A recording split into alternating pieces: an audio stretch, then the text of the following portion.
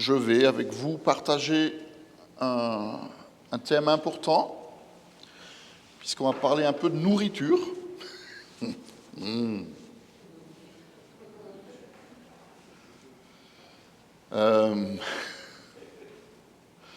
En plus, c'était assez drôle parce que ce matin, assez tôt, j'étais chez le boulanger. Alors déjà, comme on a changé l'heure, les gens, ils avaient un peu une tête un peu bizarre, hein, c'était un peu défraîchi. Mais quand tu rentres dans la boulangerie, ça sent le bon pain, hein, et c'est une odeur quand même assez extraordinaire. Donc, je vais parler un petit peu de nourriture, ou plutôt de ce qui nous nourrit. Donc, pas forcément parler que de ce qu'on va manger tout à l'heure à midi, mais vraiment de ce qui nourrit notre vie, de ce qui nourrit nos cœurs, de ce qui nourrit nos pensées.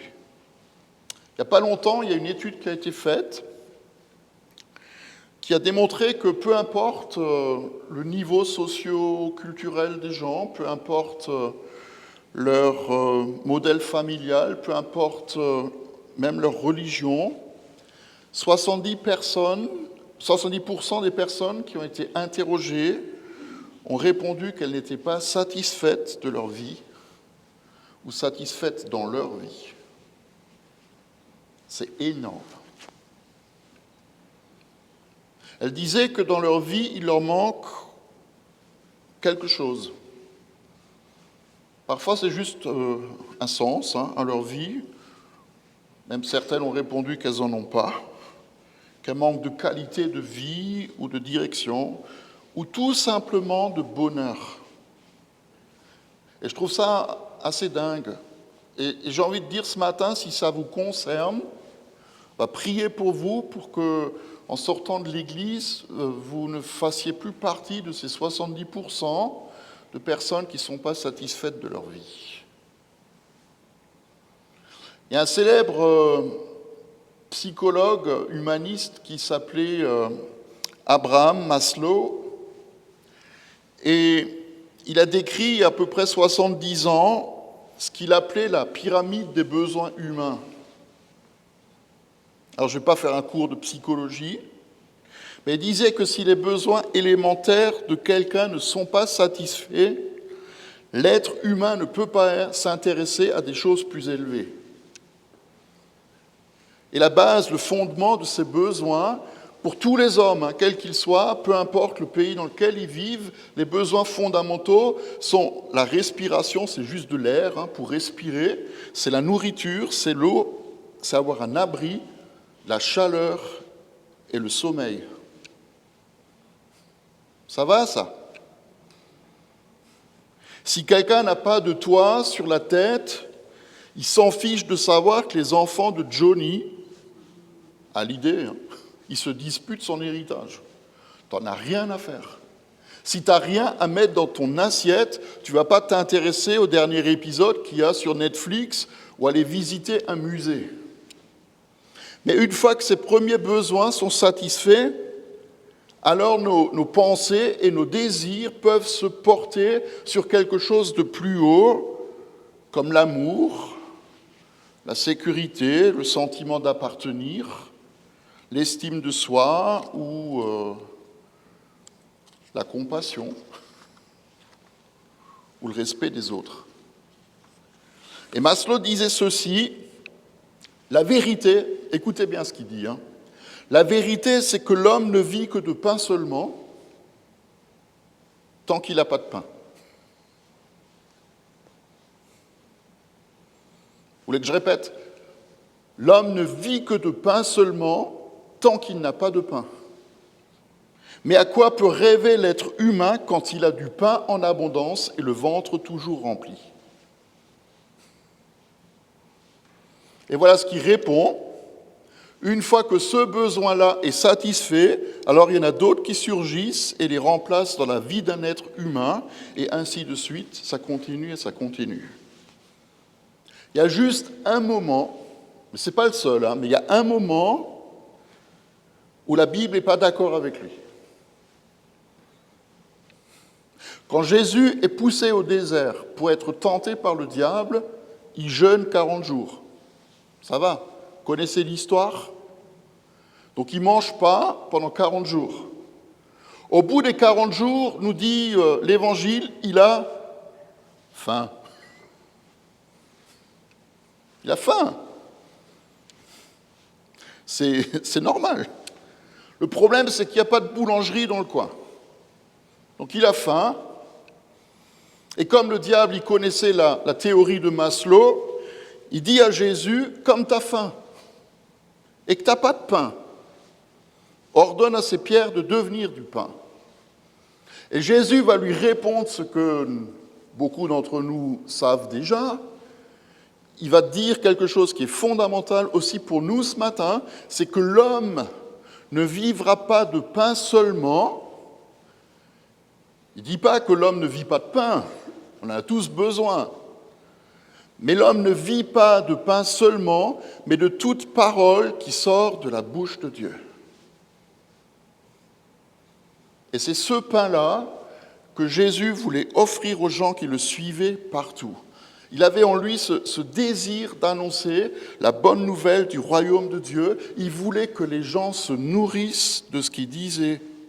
Il voulait que nous rencontrions le Père, qui nourrit vraiment, qui guérit, qui pardonne, qui renouvelle nos vies, qui donne un sens à notre vie. Mais beaucoup de ceux qui écoutaient Jésus, c'est pour ça que j'ai lu un peu avant dans l'Évangile tout à l'heure, beaucoup de ceux qui suivaient Jésus, ils les suivaient juste parce qu'il faisait des miracles. Ils avaient vu Jésus guérir des malades, donc tous les malades allaient vers lui pour être guéris. Et le plus extraordinaire, c'est qu'il l'était. Et ceux qui n'étaient pas malades, ils couraient après pour voir le spectacle. Et puis quand ils avaient faim, Jésus, il multipliait le pain. Il leur a donné à manger, vraiment à manger. Et c'est un peu le contexte du texte de ce matin, chez Jean au chapitre 6. Alors je vais lire quelques versets. Ils ne sont pas forcément prévus, mais c'est important. Jésus dit à la foule, c'est moi qui suis le pain de vie. Celui qui vient à moi, il n'aura jamais faim, et celui qui croit en moi n'aura jamais soif.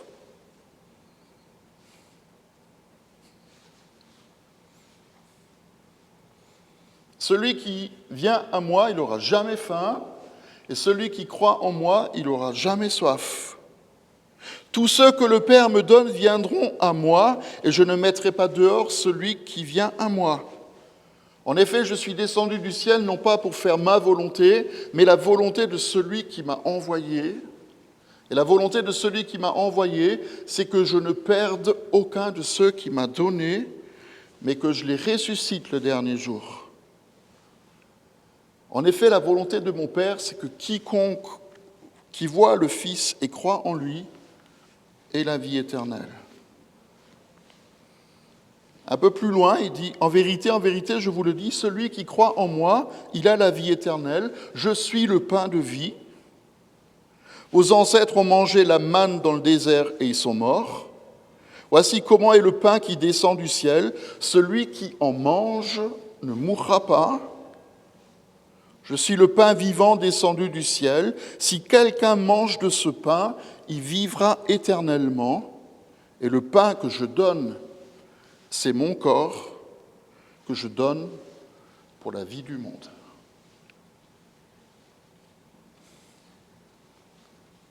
Ça va? Ce que Jésus dit ici, c'est juste l'opposé de ce que Maslow pensait. Les besoins les plus élémentaires de l'être humain ne sont pas d'abord physiques, mais spirituels. L'air, le pain, l'eau et le reste sont nécessaires, mais ils ne durent pas. Ils ne sont que provisoires.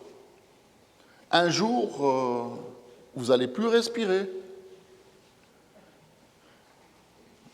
Ça va, ça? Un jour, Vous n'aurez plus besoin de manger du pain ou autre chose. Pour une raison très simple, c'est que sur la terre, nous ne vivons pas éternellement. Il y a des années en arrière, on était aux États-Unis, Astrid et moi, et dans une rue à Los Angeles, on a vu 2 restos l'un à côté de l'autre. Il y en a un qui disait « Venez manger ici et vivez une longue vie ». Il faisait de la pub, hein. « Venez manger ici, vivez une longue vie ». Et le resto à côté, il disait « Venez manger ici et mourrez joyeusement ».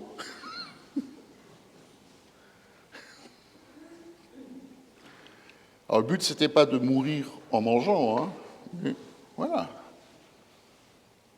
Jésus nous dit qu'il nous donne un pain, du pain, qui dure éternellement.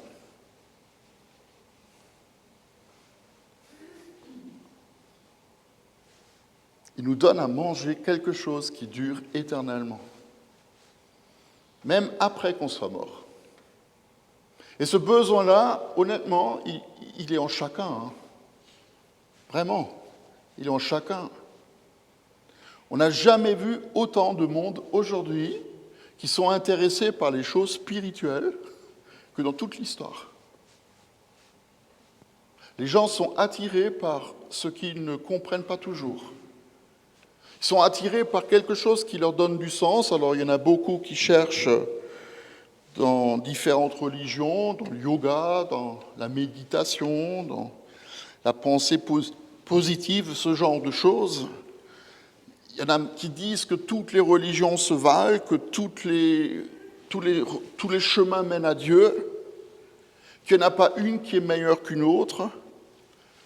Mais ce que Jésus fait, c'est qu'il ne parle pas de religion, il ne parle pas de yoga, il ne parle pas de méditation, il parle de lui.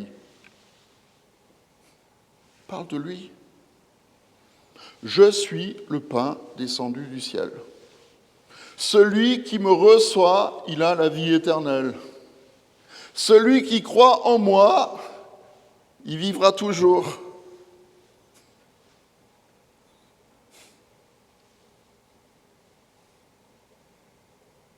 Est-ce que vous le croyez ?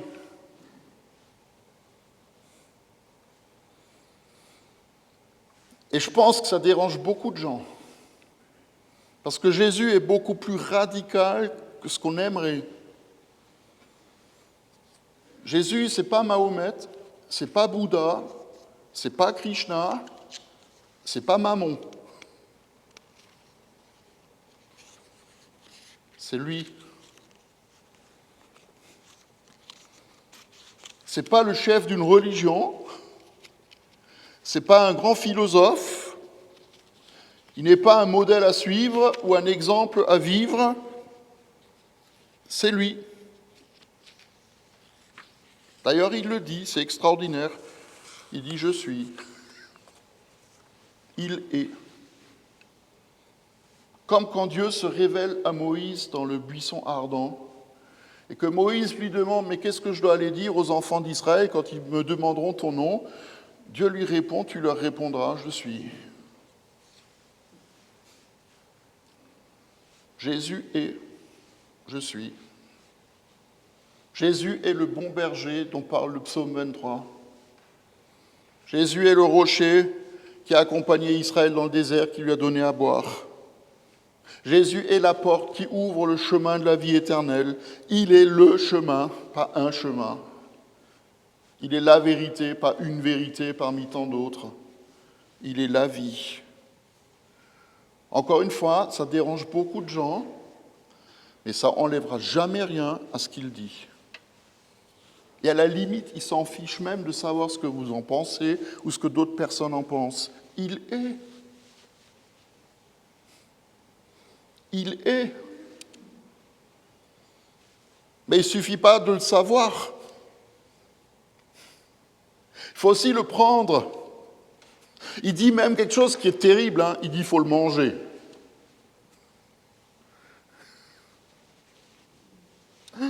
Ah, il faut le manger. Il ne suffit pas de savoir que Jésus est mort et ressuscité pour porter le péché du monde. Il ne suffit pas de regarder la croix, il ne suffit pas de l'écouter, il ne suffit pas de l'admirer, il ne suffit pas de le chanter, il ne suffit même pas de croire seulement en lui ou de parler de lui, il faut le prendre, il faut le manger. Il faut le laisser entrer en nous et le laisser nous transformer. Je me permets de vous poser une question. Ça va peut-être vous secouer, mais ce n'est pas grave.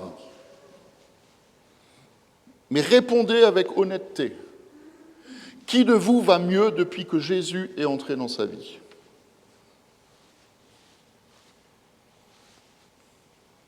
Ok. Moi, oui. Même si ça coûte parfois. Mais je n'ai pas envie de revenir en arrière.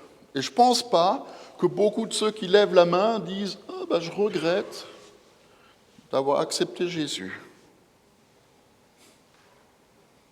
Il faut que nous le mangions, même si c'est une idée un peu bizarre, ou même si ça semble n'être qu'une théorie. Mais c'est un peu la même chose. Vous savez que Jésus, il a dit « Heureux ceux qui ont faim et soif de la justice, car ils verront Dieu ». La justice, ça ne se mange pas, d'accord ? Ça va, ça ? Vous pouvez toujours essayer d'avaler le code civil, c'est lourd à porter quand même, Mais la justice, ça ne se mange pas, la justice, ça ne se boit pas, la justice, ça se reçoit et ça se donne. C'est comme Jésus, il est le pain de vie, tu le prends et tu le donnes, tu le partages. Et c'est peut-être dans ce sens où ce matin nous aurions pu ou dû célébrer la Sainte Seine, je ne sais pas. Même si en parlant du pain de vie, il n'en parle pas dans le contexte du dernier repas qu'il fait. Il n'y a pas de pain à rompre ici, il n'y a pas de coupe à partager.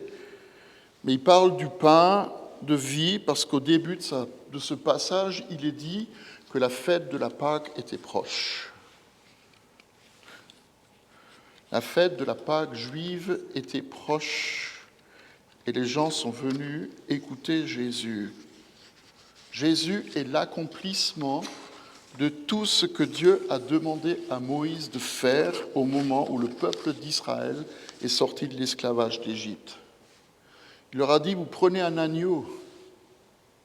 Jésus est l'agneau de Dieu. Vous prenez un agneau qui est mâle, sans défaut, que vous gardez à la maison.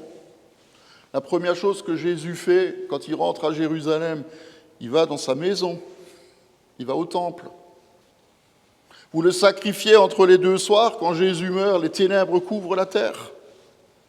Vous le mangez sans rien laisser. On ne peut pas juste prendre un morceau de Jésus et laisser le reste. Il faut tout prendre. Vous appliquez son sang sur les poteaux et les linteaux des portes. Vous mangez des pains sans levain, etc., etc. Pourquoi ? Pour que l'ange de la mort ne passe pas sur eux. Jésus est le pain de vie et il est l'agneau de Dieu qui ôte le péché du monde. Pourquoi ? Pour que l'ange de la mort ne passe pas sur nous.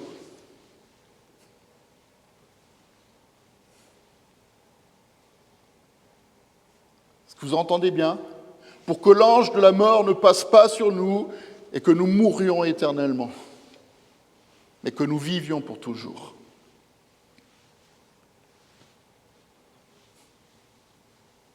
Il est le pain de vie qui donne la vie éternelle. C'est vrai, on aurait dû prendre la Sainte Seine, vraiment. Et j'ai raconté cette semaine une histoire je ne sais plus, c'était à toi, Astrid. Il y a une petite fille, elle prend un brique de jus de raisin, vous savez, elle met la paille dedans, et puis elle boit, puis elle donne à son petit frère, et elle lui dit, dis-moi, est-ce que ça a le même goût qu'à l'église ? On aurait dû célébrer la Sainte Seine. On aurait dû prendre le pain et le partager. Parce que Jésus est ce pain.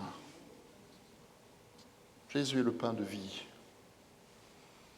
Et se pose la question à chacun d'entre nous, pour ceux qui n'ont pas encore reçu, est-ce que tu veux le prendre ce matin? Est-ce que tu veux prendre ce pain qui donne la vie? Est-ce que tu veux recevoir Jésus dans ta vie? L'accueillir comme ton Seigneur et ton Sauveur.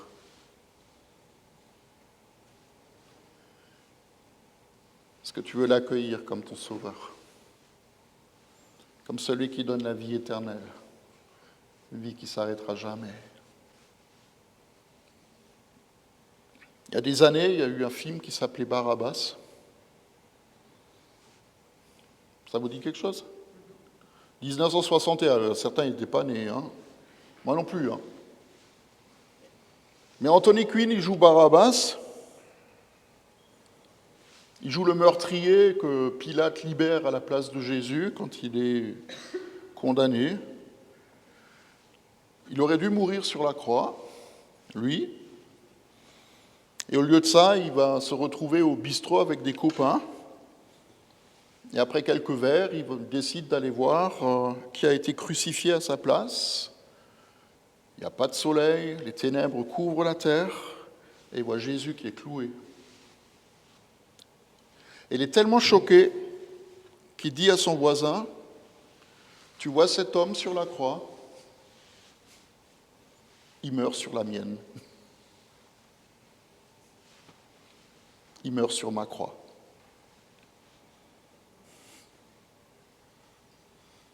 Et je trouve que c'est une parole extraordinaire. Parce que Jésus, quand il se donne pour qu'on reçoive le pain, le grain de blé qui tombe en terre et meurt, hein, quand Jésus se donne pour que nous recevions du pain, il ne meurt pas sur une croix, il meurt sur la mienne aussi. Parce qu'il a pris ma place pour que je sois rassasié et que je vive pour toujours avec lui. Je voudrais juste vous inviter à fermer vos yeux, on veut juste prier, Seigneur, que tu nous donnes de comprendre le sens de ce que tu nous dis. Tu es le pain de vie. Celui qui mange de ce pain n'aura plus jamais faim. Celui qui boit la source de la vie n'aura plus jamais soif. Celui qui croit en toi, y vivra éternellement. Même si un jour nous devons mourir, passer d'une réalité à une autre réalité. Merci Seigneur parce que tu es descendu du ciel pour faire la volonté du Père qui est dans le ciel. Que personne ne se perde et que chacun reçoive la vie. Merci parce que ce matin tu nous tends le pain. Tu nous l'offres. C'est comme si tu étais là au milieu de nous et tu nous disais, venez, prenez, mangez. Prenez-moi. Donne-nous la force, Seigneur, de prendre ce que tu nous donnes. De pouvoir t'accueillir dans nos vies. Et de te voir dans nos vies transformer tout ce qui a besoin de l'être. Pour la gloire de ton nom et de notre joie. Amen.